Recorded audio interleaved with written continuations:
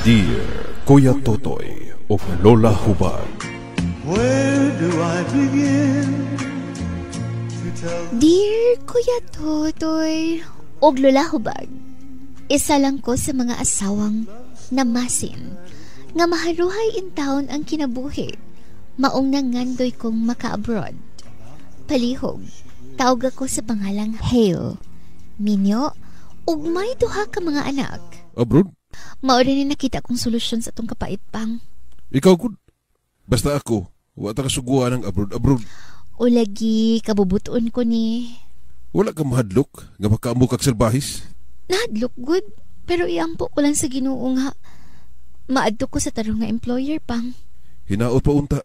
Kay daghan nila bagyo mga DH nga naalaot. Gumikan kay nakatulong sila sa serbahis nga amo. Pang, ayaw putan pagunahon na og sama anak, uy. Tabangin na lang noon kog ampo din ha, nga butaan ang mamahimo kong amo. Aw unta, butaan ang imong mamahimong amo.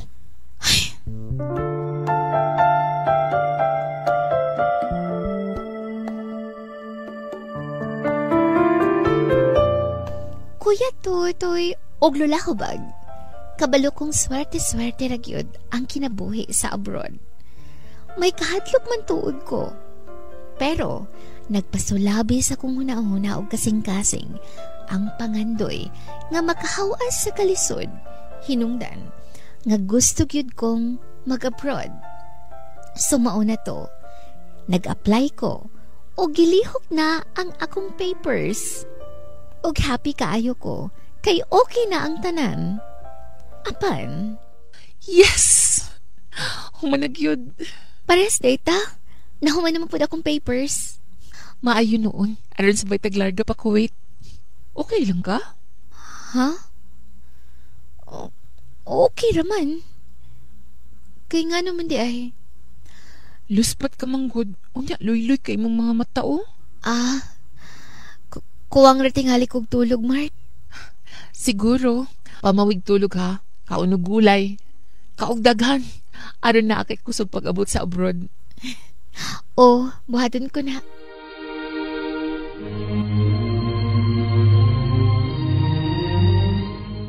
Nga naman ko eh. Labad man kaya nga akong ulo. Lood pagyud kayo.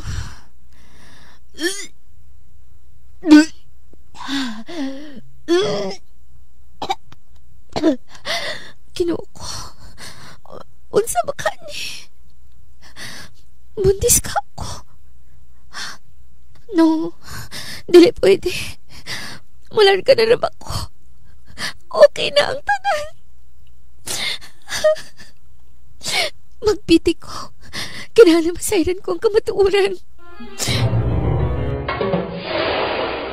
Mang, unsa man? Unsa resulta sa imong piti? Positive pang. Buntis ko. Agoy. Unsa o naman lang di karon? Dili ko gusto ani pang. Kabalubiya kag ready na akong papers. Andam na tanan pang.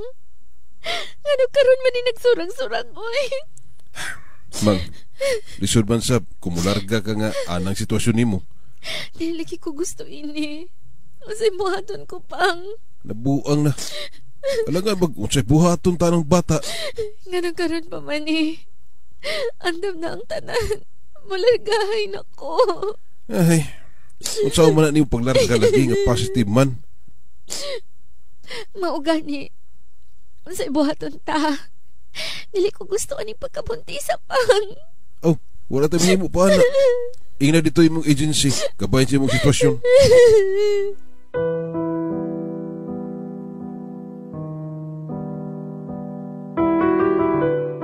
Kuya Totoy og Lola Hubag, human nag-process nga akong papers.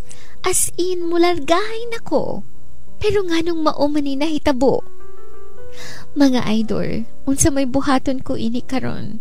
Wrong timing man kaayo. Galibog yun ko.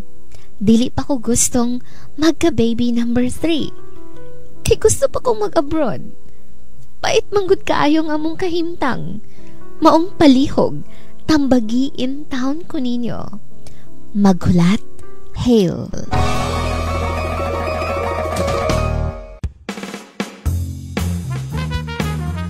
Maayong hapon sa tuang letter sender nga si Hale. Maayong hapon. Maadjong hapon usab nimo din ha, Kuya Totoy, og nimo pod my loves, my darling. Init na sad kaayong panahon. Lami kayong magpabugnaw dito sa Buda.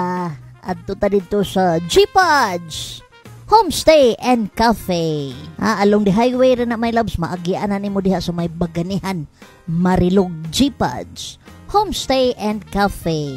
Sa mga ga-celebrate sa ilang birthday today, happy birthday! Especially kang Auntie Heidi Moralde Suaner diha sa Bial, Janga.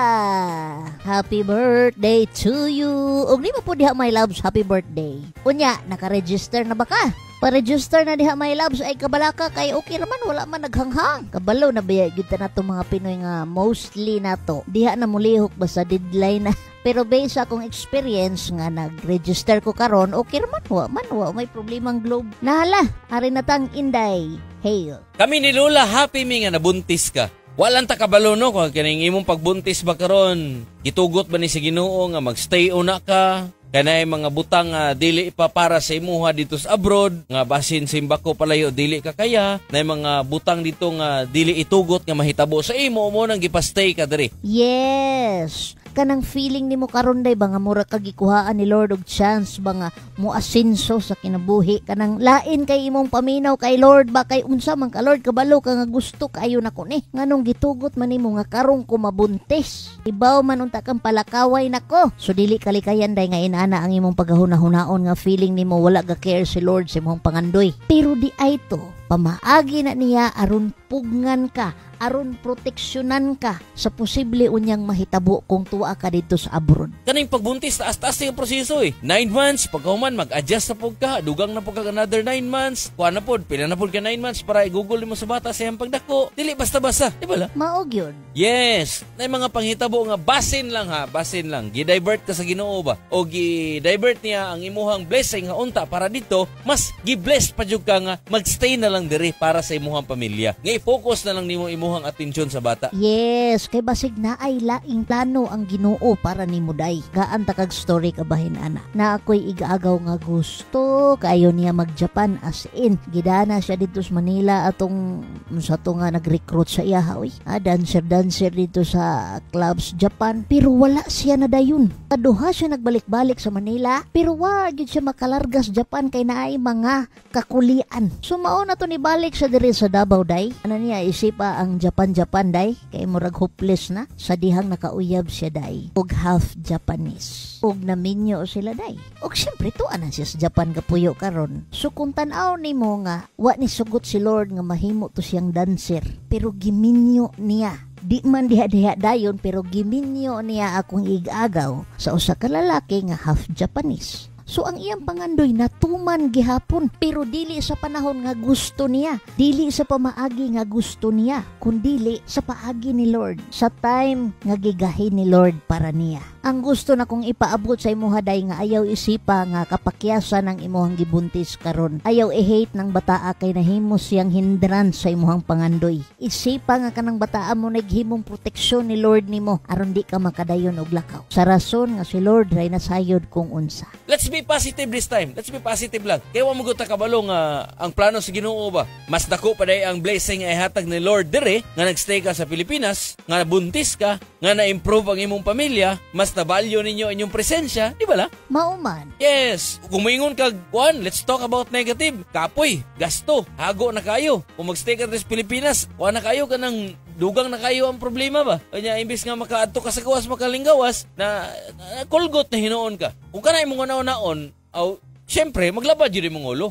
Mas stress jud kag maayo. Pero dili man na pwede nga mosikita hunahunag di maayo. Positive lang ta permente kay ang ginawa ng tanaw man sa tuwa. Wa man ta nagpasagad po sa tugagulingon, wa man ta nagtinapulan. Naningkamot man pug ka. Di ba la? Isaha na imuhang hunahuna din ha. Dili na ka mulakaw kay buntis ka. Pangayo og pasensya dito sa imuhang agency kay nakagasto sila sa imuhang papers. Saon taman nga naa naman na. Salamat kayo Inday Hale sa pag-share ni ining imuhang story din hining atong programa. Ikaw po diha my loves kung nakaisuliran sa kinabuhi nga gustong ipaabot din namo ni Kuya Totoy, ayaw na pagduha-duha din ha. Kay welcome kaayo na din he. Pangalyas lang. Hilabi na kong sensitive ang imuhang story. Salamat sa imong pagpadag sa what letter sender. Salamat sa imong pagdasig sa mga kaigsuonan natong nay problemang giagian karon pero wa kabaloon sa solusyon kundi ang pagampo lang. Ako si Kuya Totoy. Ug ako si Lola Hubad. Feel good lang. Always.